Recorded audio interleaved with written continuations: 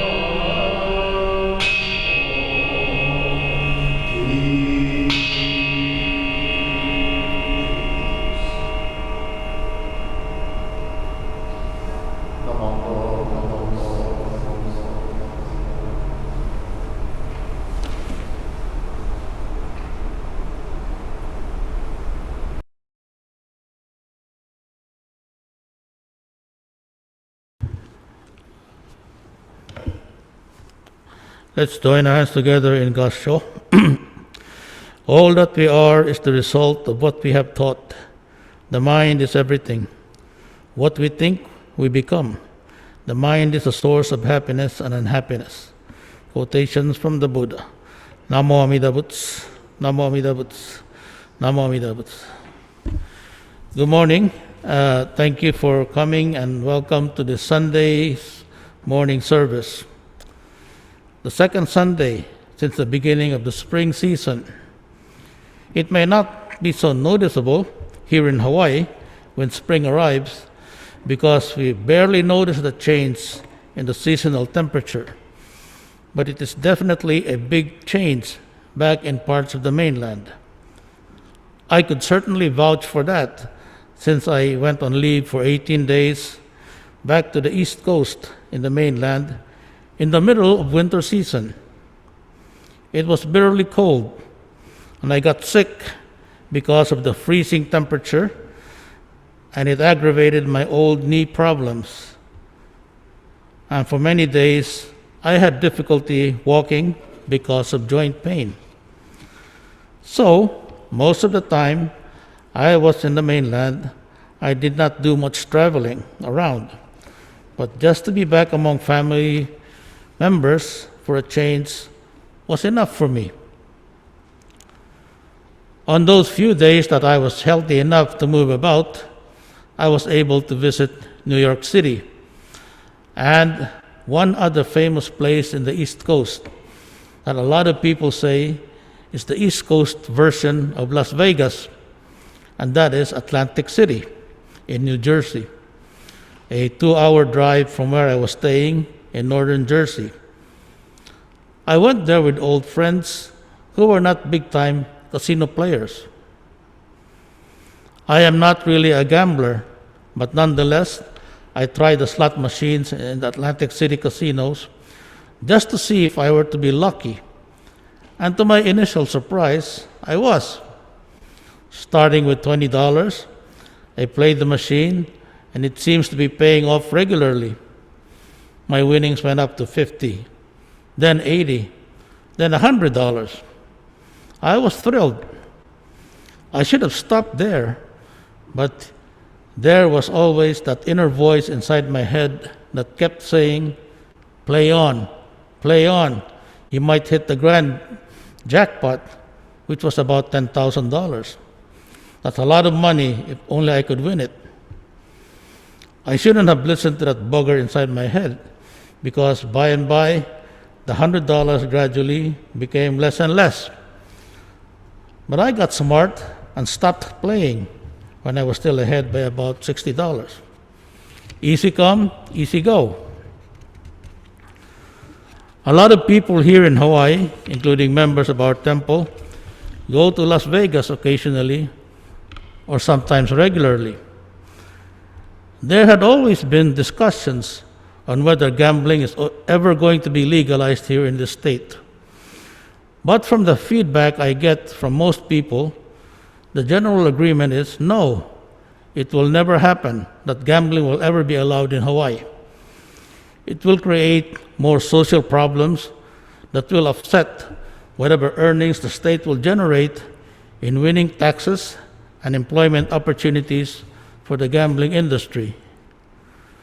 Then, the casino moguls in Las Vegas would, of course, vigorously oppose any move to make gambling legal in Hawaii, for it will take away a great portion of the regular casino players. Lastly, there is strong opposition from groups of the other major religious traditions that view gambling as a form of evil preoccupation and against their teachings.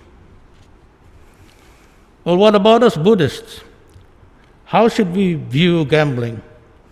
What does the Buddha's teaching say about gambling? Is gambling prohibited in Buddhism? In the Buddha's teachings, according to one source, gambling is not prohibited. It is not mentioned in the 5 precepts which serve as a guide to all Buddhists aspiring for enlightenment. The 5 precepts are not to kill, not to steal, not to lie, not to engage in sexual misconduct, and avoiding intoxicating drinks and substances. Gambling is not mentioned. However, the Buddha talks about the downfall of a person fond of gambling. The Buddha saw compulsive gambling as an unskillful activity. He said, there are these 6 dangers of being addicted to gambling. In winning, one begets hatred. In losing, one mourns the loss of one's wealth. One's word is not accepted in court. One is avoided by both friends and officials. One is not sought after for marriage because people say a gambler cannot support a wife. On another occasion, the Buddha said that squandering wealth on dice leads to one's decline. However, many Buddhists break gambling down into 3 categories: recreational, habitual, and addictive. The first type is when someone occasionally plays cards for small stakes or for fun.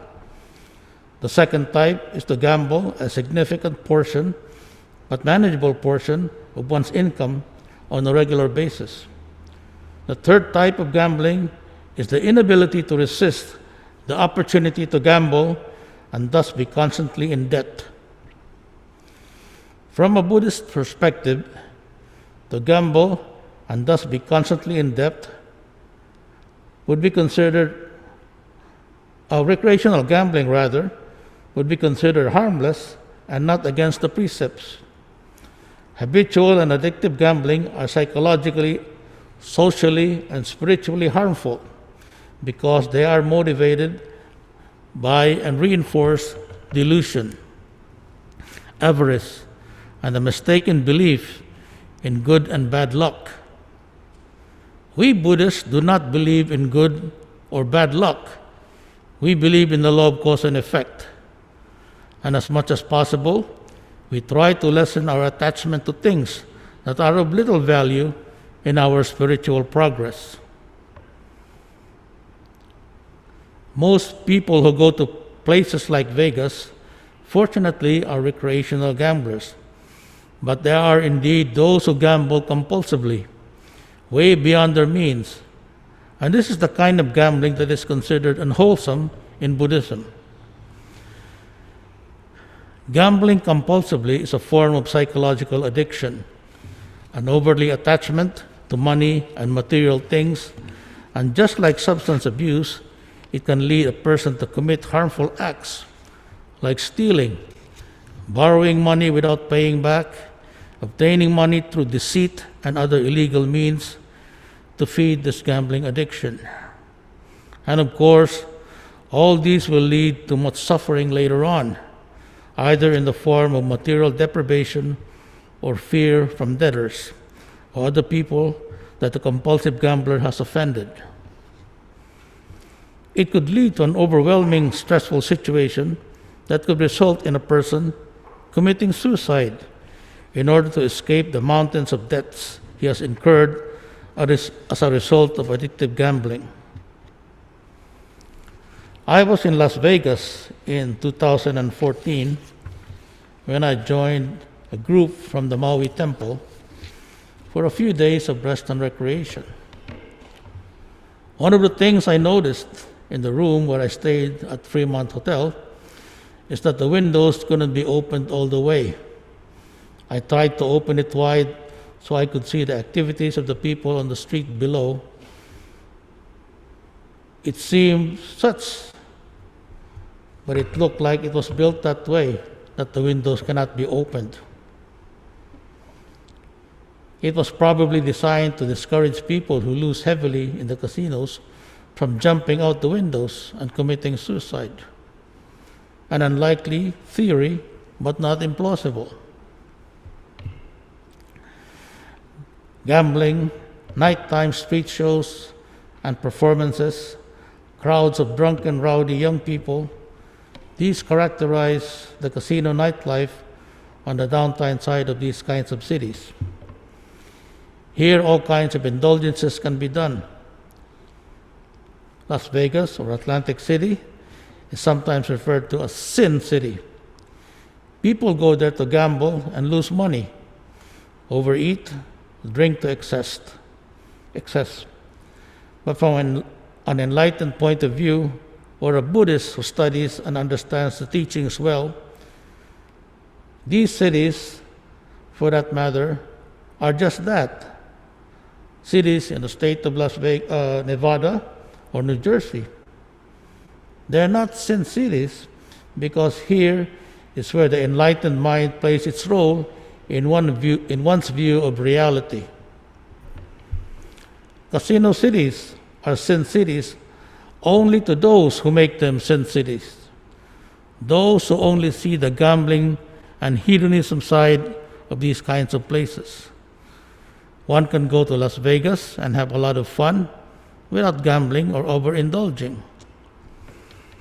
In my recent experience, I spent most of my time in Atlantic City watching local bands perform free live music inside the casino rather than gamble. The mind in Buddhism can transform anything to an adjustment in one's thought pattern. By looking and seeing all the possible entertainment that Las Vegas has to offer, besides gambling, excessive drinking, and other forms of overconsumption, one can have a good time there without losing a lot of money. Of course, for some, playing in the casinos is a lot more fun. But here too, mindfulness is important. For example, when the slot machines we're playing isn't paying off after a few spins, it's time to cash out and try another one, or better yet, quit altogether if the wallet is almost empty. When we win a substantial portion way above what we put in, it is good to be mindful to try not to put back everything we've gained. And we should always keep track of our resources. Play wisely. Bet with your head, not over it, as the slogan for Gamblers Anonymous goes. In Buddhist teaching, the mind, when properly cultivated, is a wonderful tool to transform something unpleasant to something that is pleasant. It can be applied to any situation in life, not just gambling. Now I'm glad that I'm Buddhist because there's no such thing as sin in Buddhism, only ignorance. And I don't mind visiting sin cities again in the future. Besides having a good relaxing time without losing my shirt in the process, I learned many things about life in these so-called sin cities. Atlantic City or Las Vegas was like a huge classroom in studying human bonno, or blind passion, and the unequal distribution of wealth in society. We humans are indeed creatures of sensual desires, be it in gambling or indulgence in food, drink, and entertainment. At first glance, it seems like everyone inside a casino are millionaires and the relentless pursuit to gain more money. Yes, greed too, through gambling, is much evident. The way money is passed around makes it look like there is an endless supply. But when I took a walk outside the casinos after playing, there were homeless people and panhandlers, disabled veterans, huddled together and shivering in the cold winter air, begging for assistance from passers-by. A glaring contrast to those people riding in big limousines, high-stake gamblers, people with a lot of money to spend. Indeed, just about every economic imbalance of human society is represented. Only those who had the money were warm and comfortable, well-fed, and having a good time in those casino hotels. What about those who are not so fortunate, shivering in the cold outside? True, some of them may have substance abuse or mental health issues, but that doesn't make them less of human beings than the rest of us are. By no means do I view gambling cities negatively. I like their lively nightlife and entertainment. For a lot of people, they offer an escape, albeit a temporary one, from the stress and boredom of ordinary working life. As long as one can keep one's mind under control and not overdo things, he can come back home from Sin City feeling happy, relaxed, even if his wallet is lighter. The key is to have a balanced approach, like the middle path taught by the Buddha, and to use the mind wisely and efficiently for one's pleasure and enjoyment. And hopefully, with direct experience, one develops more mindfulness and compassion for those who are outside the glamoring nightlife and entertainment that only those who have the resources can afford and enjoy. Namo Amida Butsu, Namo Amida Butsu, Namo Amida Butsu.